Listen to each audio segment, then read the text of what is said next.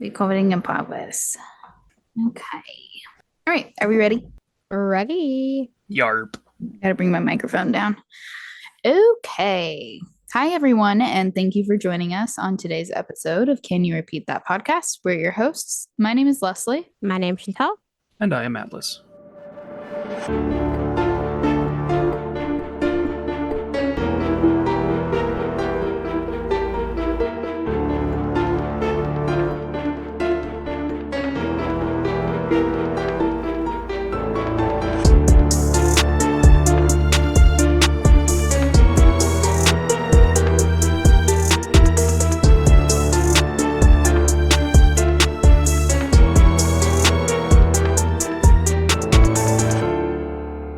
Okay. I have a lot of sources for my topic today, so I'm not going to list them, but they will be in the show notes.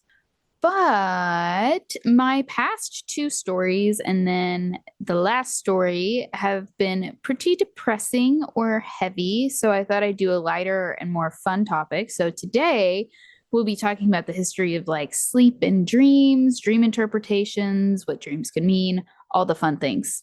Okay, before we can get into the super fun dream interpretation portion of this topic, we need to know a little bit about the history of dreaming and the science of sleeping. So, for as long as mankind has been dreaming, people have been interpreting and even recording them. The oldest recorded documentation of dream recording comes from Mesopotamia, where nearly 2,500 clay tablets were found from historical eras such as the Assyrian and Babylonia. And it's thought that the Mesopotamians took dreams very seriously and would take them just as seriously as they would religion. So it was not something that they played around with. Ancient Egyptians would also write down their dreams and nightmares in what they called the dream book, which was made from, I don't know how to pronounce this. Don't hate me. Papyrus plant? Papyrus. Papyrus. Papyrus plant. Papyrus. Gotcha. And it was written in a form of Egyptian cursive. I bet what y'all are picturing in your heads right now when I say Egyptian cursive is exactly what it is. And I'll send y'all a picture now. Everything I sent Atlas and Shanty will be available on our Instagram, Twitter, and our YouTube and Facebook, all at CYRT Pod. So this is not the exact dream book. It's a replica at the British Museum. The dream book was unearthed in the, again, probably gonna mess this up, Deir el Medina Cemetery near the Valley of the Kings, and estimated to be from 1279 to 1213 BC.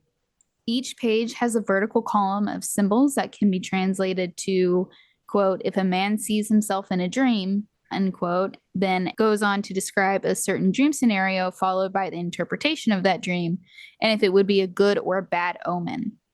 The dream book had approximately 108 dream scenarios and 78 activities or emotions related to daily life.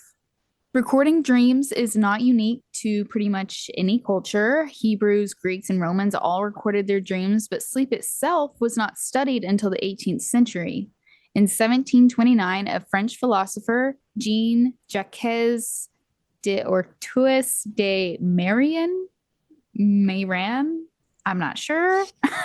I'm so proud of you. Did I do it? I mean, it sounded really good.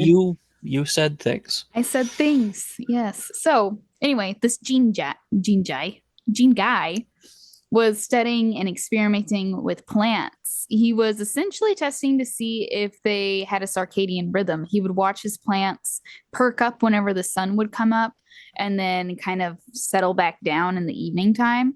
Circadian rhythm was not a term back then, but that's essentially what he was trying to prove, that plants had a inner clock. Though the experiment prompted the question, do humans have a similar rhythm? That's kind of what started the whole, do people do this if plants do this?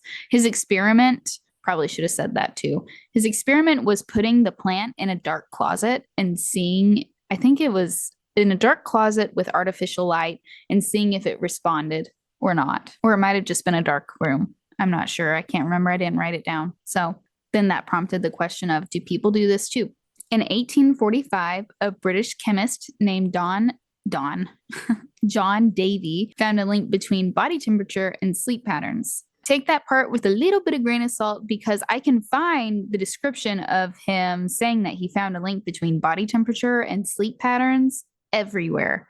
But I could not find the actual experiment that he used to prove this. So, whenever I was Googling what sleep experiment did John Davy do, for whatever reason, the Russian sleep experiment kept popping up. And do y'all know what that is? Nope. Okay.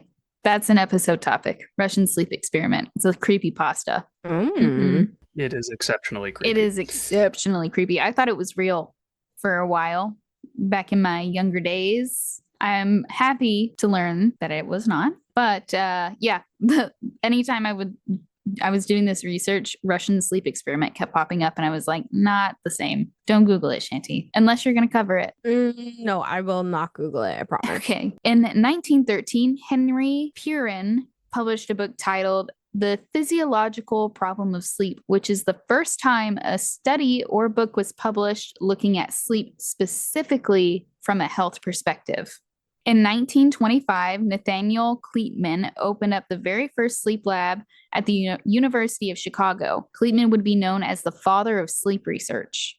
From 1925 to his death in August of 1999, Kleitman studied sleep and either found or his studies led to the understanding of the following.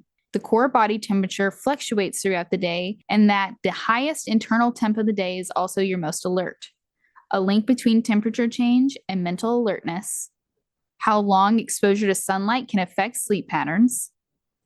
His research led to the understanding of the circadian and ultradian rhythms, and discovered or studied the link between REM sleep and dreams. So he did a whole lot for sleep and dreams in his time. Now that we have some sleep and dream history out of the way and have learned that there's this thing called REM sleep, which I'm sure we have all heard of, but let's take a little deep dive into the stages of sleep and their purpose.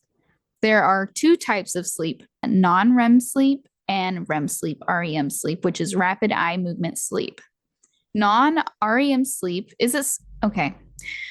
I have this habit of like actually pronouncing the individual letters. Is it called REM sleep or is it REM sleep? Do y'all know? I've always heard it called REM. Okay, cool.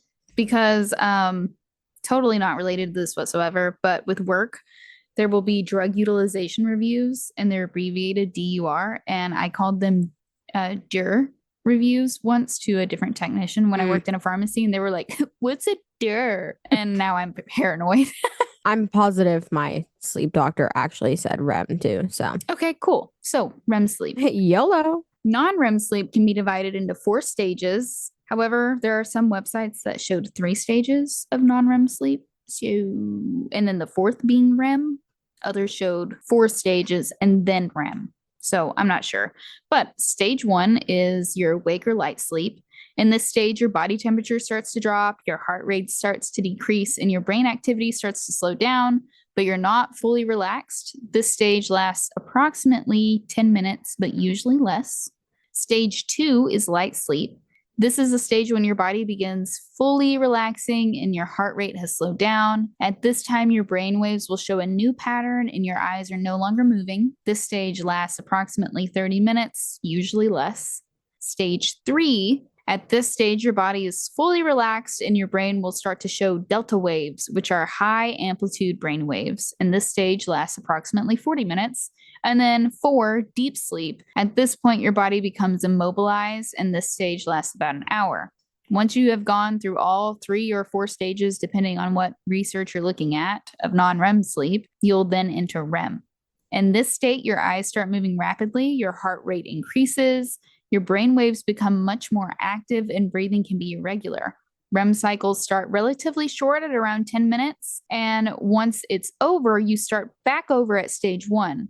From then on, each time you enter REM sleep, you'll remain there for longer, at least, than your last REM cycle. So say your first cycle, you were in REM for 5 minutes. The next cycle may be 15, then 20, then 45. It just goes up and up. Now, all this brings us to the question, why do we dream? Although we have been interested in dreams for thousands of years, there's no definite answer.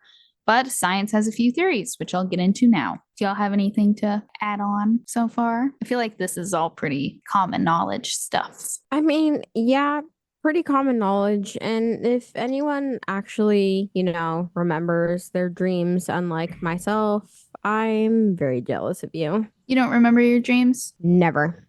I remember the really weird ones or the really scary ones. I mean, hey, this is a sleep dream episode. Maybe someone can divulge it. I only remember one type of dream. Theory number 1 is that we dream to fulfill our wishes. In the early 1900s, extremely controversial scientists, psychologists, psychiatrists, and history, Sigmund Freud proposed that all dreams, including a nightmare, are influenced by our conscious mind of all things around us, and they have symbolic meanings. In his theory, the meanings behind our dreams would lead to the fulfillment of our subconscious wishes. He believed these subconscious wants came from our primitive thoughts and urges such as lust, fear, or place in the world. Once the message your subconscious was trying to tell you has been revealed, you would be able to resolve the issue or dilemma at hand. Freud is an interesting character. He could have his own episode. He could have many of his own episodes. Theory number 2 is dreaming helps us remember. This theory states that dreaming helps reinforce activities or projects or skills that we may have learned throughout the day. In 2010, Harvard Medical School research teams linked napping and dreaming to better memory.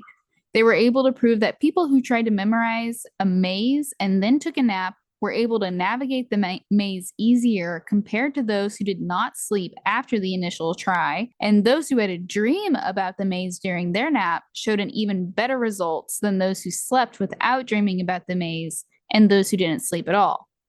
One of the participants told Harvard that they had incorporated a nap into the routine, and after their interview, they said, quote, "I'm going to go take a nap now."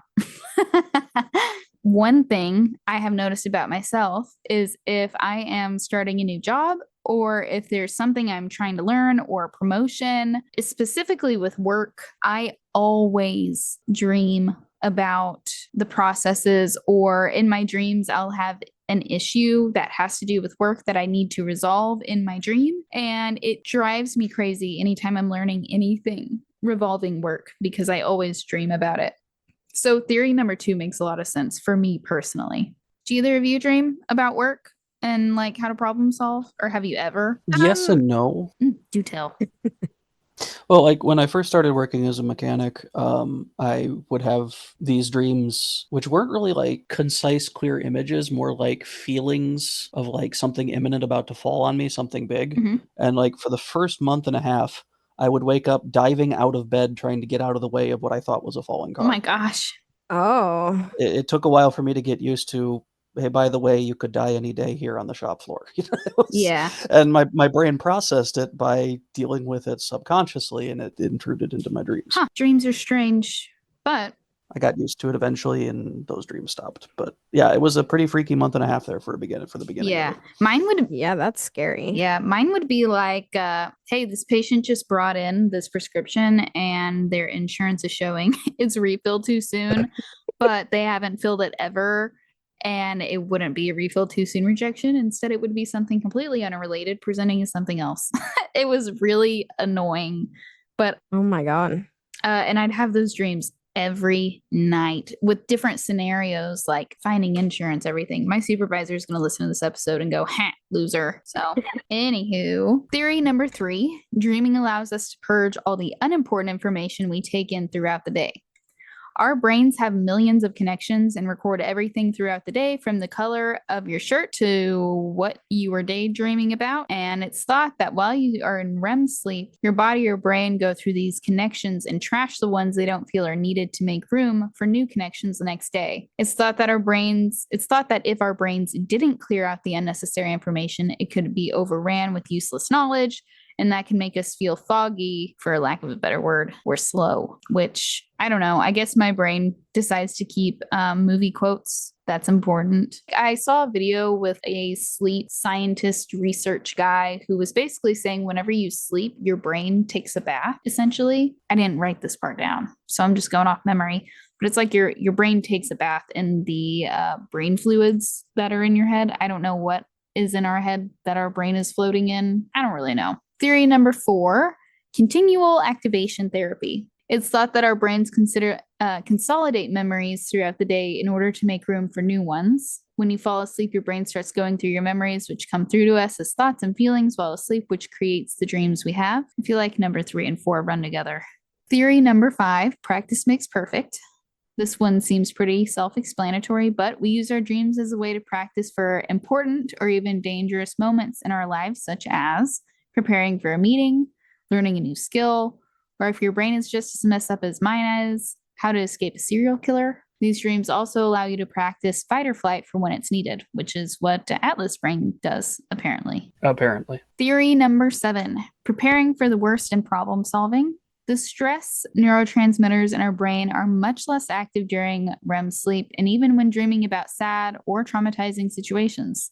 This leads researchers to believe that the brain is preparing us to handle painful experiences so that when the time comes for whatever, you're more equipped to handle these situations. Since there's no limitations in your subconscious dream state, it may also help with perspectives on whatever situation you may be dealing with and find healthier ways to handle them. This may be where the phrase sleep on it comes from.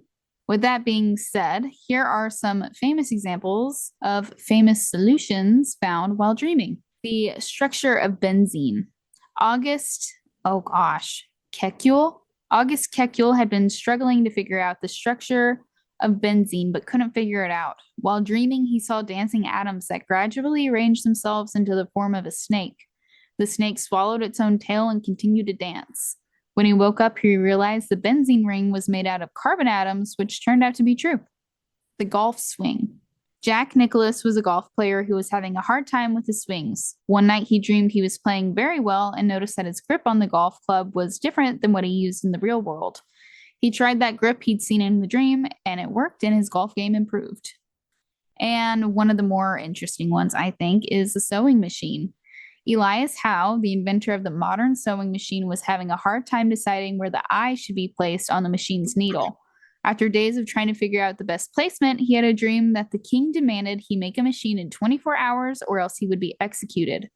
When the time ran out on his dream, the executioners were carrying him, and he noticed their spears were pierced at the tip. When he woke up, he got to the machine, placed the eye in the location it is today. Now, super fun part, I think. Let's get into some of the most common dreams and their interpretations. Keep in mind, these interpretations are not fact, and no matter where you look, there will likely be contradicting theory. So, yeah. Dreaming about your teeth falling out. Some people believe that this dream is rooted in that's a hard sentence. Some people believe that this dream is rooted in anxiety. The dream is more common in women than men and is one of the top 10 most common dreams in the United States.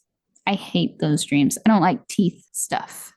If you're dreaming about being back in school, it's thought this is to be triggered by unfinished thoughts or feelings.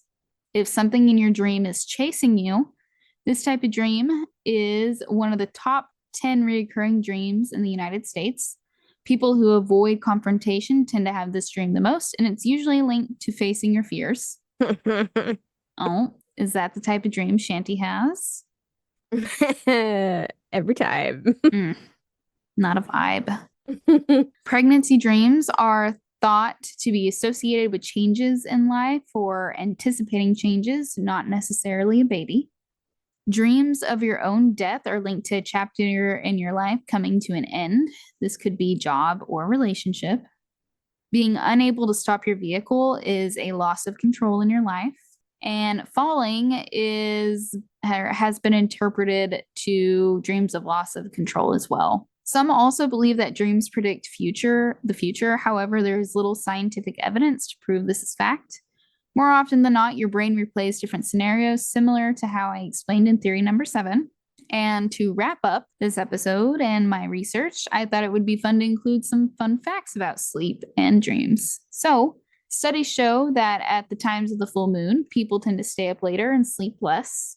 If it takes you less than 5 minutes to fall asleep at night, you may be sleep deprived. If you fall asleep within 10 to 15 minutes, then you're probably getting the right amount of sleep. Peak tiredness for the majority of people is 2 p.m. I feel that. Me too. Yeah, that's a thing for sure. Humans are the only mammals that intentionally delay sleep.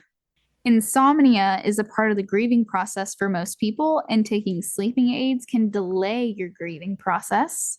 And medications like SSRIs, which are selective serotonin reuptake inhibitors, can actually cause or at least lead to nightmares.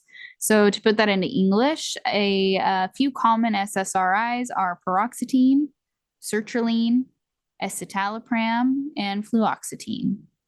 This topic could have so many parts, which is why I chose not to talk much about some things so we could save them for later episodes like sleep paralysis. But I hope that I did it some justice. I thought it was fun. It's like a breather between the super sad and scary stories that we usually tell. So, yeah. Another thing that I read, I don't have this written down, is that so you have longer periods of REM sleep towards the end of the night. So, say you go to sleep at 10 p.m. and you wake up at 6 a.m. on like that's your normal Monday through Friday schedule. If you don't go to bed until, say, midnight, and then you wake up at 6 a.m., or you go to sleep at 10 p.m., but you wake up a couple hours early, so say 4 a.m., instead of losing 2 hours of sleep, whenever it comes to your quality of sleep, you may as well have lost half of your sleep because your REM sleep cycles are longer, and that's where you get the most rest. If you lose a couple hours of sleep towards the end of the night, then you may as well have lost the majority. Fun fact. Damn, Mhm. that's wild. Yeah, I didn't know that. I mean, it makes sense because, like I had said earlier, when explaining the sleep cycles, your REM sleep gets longer throughout the night. So you may have missed 2 hours of REM sleep, which translates to like 4 hours of non-REM sleep. So yeah, I hope I did it some justice. Dreams are crazy, honestly. Dreams do be whack, right, Miki? Aw, I should have found some facts on animals. Dog dreams. Yeah. Dog dream facts. I can always tell when my Luna is chasing something in one of her dreams because the legs start moving like she's running while still on her side, and she does like this very muted, quiet howl. Uh-huh. My one girl, Nala, barks in her sleep. Oh my gosh. Yeah, little bursts. Little burfs. Okay, I found some quick doggy sleep facts because duh. So dogs experience REM sleep, which doesn't shock me because they twitch all the time in their sleep. Yeah, all my dogs dream on a regular basis. So Yep. Puppies dream more than dogs. That tracks. Probably just like kids dream more than adults do. The length and frequency of dreams vary by the size of the dog. Smaller dog breeds tend to have shorter, more frequent dreams, while larger breeds might dream less often, but for longer periods. Dogs likely dream about daily activities, like chasing squirrels or going on walks. I love dogs. right. Aw, puppies can have bad dreams. External stimuli can influence dogs' dreams. So smells, sounds can cause their dreams to be a little different. And you can influence the quality of your dog's dreams. During their waking hours, a day filled with love, play, and security likely to lead to pleasant dreams, while stressful days may lead to less restful sleep. Not too shocking there. Yeah. What was your last dream about, Mika? Chasing Leia? She's like food, probably. Probably I don't food. know. That one's more likely. So, but all right. Any last minute comments? No, I don't think so. Very nice. Atlas, anything? I keep a dream journal, but I haven't written it in a while. Yeah. See, I could have gone into like how likely you are to remember your dreams if you start writing them down more. Dreams is a Yeah, if they're fascinating, I'll write them down the minute I wake up because it's like I don't want to forget that, and I know I'll forget the details later. Mhm. So I keep a notepad next to my bed because I've had some weird ones, and yeah, I've taken them to a therapist before because they talk, oh, well, what is your subconscious trying to tell you? Mhm. Because your dreams mean something, and I'm like, are you sure? Because here's my dream. Can be the most random thing. But all right, who wants to do outro? I can. Okay. Thank you so much for listening to our podcast. As always, you can find any pictures pertaining to this story posted on our socials, all of which are linked in our link tree. Be sure to rate and review us wherever you listen. If you have a topic suggestion or if you would like to share your own story, send us an email at cyrtpod@gmail.com. Until next time, happy listening.